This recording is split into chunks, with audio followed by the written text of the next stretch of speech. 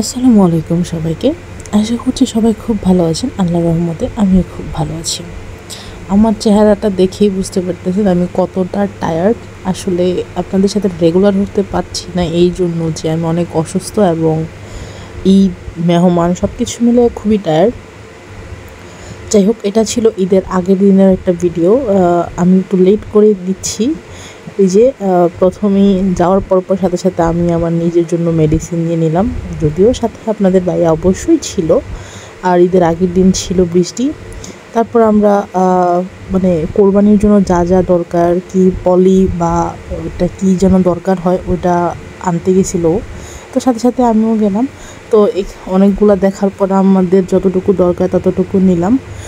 ওখান থেকে এই পলিটা নেওয়ার পরে এখন যাব আমরা হলো যে খাজানাতে, মানে খেজুরের দোকানে, যেগুলো এখন খাজানা হয়ে গেছে বাংলাদেশে।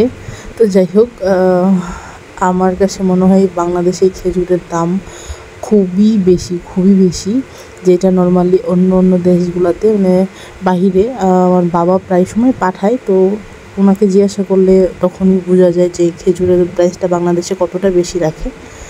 তো আমি আমার পছন্দের খেজুরটাই খুঁজতেছিলাম, তো কিন্তু এখানে আমি পাচ্ছিলাম না সেটা। সেই জন্য এখানে অনেক ধরনের খেজুরের ভ্যারাইটি আছে, কিন্তু আমার কাছে কেন জানি না এগুলো ভালো লাগে না। তো খেজুরগুলো ফ্রেশ ছিল। তো তারপরে আমরা আরেকটা দোকানে গেলাম। ওখানে যাওয়ার পরে এই যে পিছিয়ে একটা ছেলে, তো ওকে ফার্স্টে ওয়েট করতে বলছিলাম হাফ কেজি, কিন্তু ও বেশি ওয়েট করে ফেলছে। তো যতটুকু আসছে ততটুকু নিয়ে চলে আসছি। তারপরে গেলাম পেয়ারা নিতে, যেহেতু ঈদের আগের দিন ছিল। আমার জাস্ট প্ল্যান ছিল ঈদের দিন যারা মানে কি ভাইয়ারা যখন মাংস কাটবে তখন তাদেরকে দেওয়ার জন্য জাস্ট পেয়ারা নিলাম, কিছু ফল বাসার জন্য।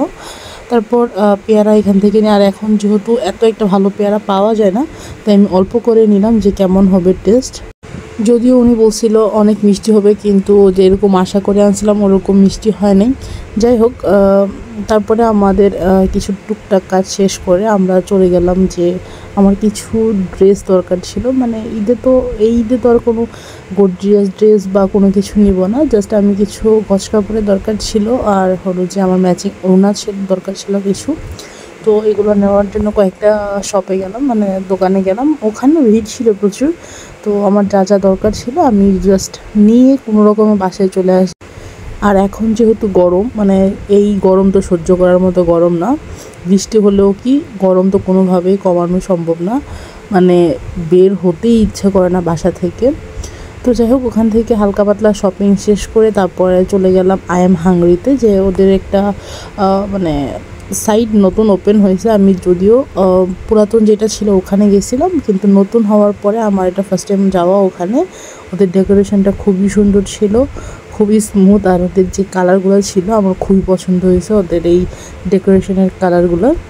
ওদের আগে ছিল ছোট এরিয়া, বাট এখন অনেক বড় একটা এরিয়া নিয়ে ওদের রেস্টুরেন্টটা ওপেন হয়েছে নতুন করে আবার।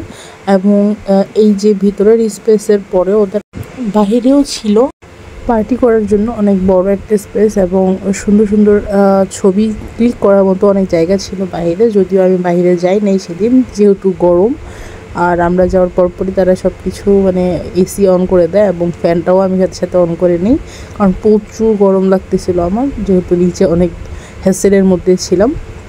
তো যাই হোক, তারপরে আমি দুইটা খাবার অর্ডার করছি। একটা হলো আমার পছন্দের, আরেকটা হলো আপনাদের ভাইয়ের পছন্দের। আমার পছন্দের ছিল এই ক্রিসপি বার্গারটা, আর ওর পছন্দের ছিল মিট বক্স।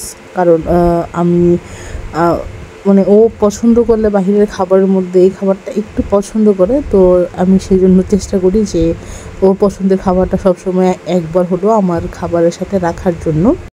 ওখানে সব শেষ করে তারপর বাসা দিকে রওনা দিয়ে দিই। তো বাসে যাওয়ার পথে দেখলাম যে ডুয়েট ক্যাম্পাসটা একদমই পুরোপুরি ফাঁকা হয়ে গেছে।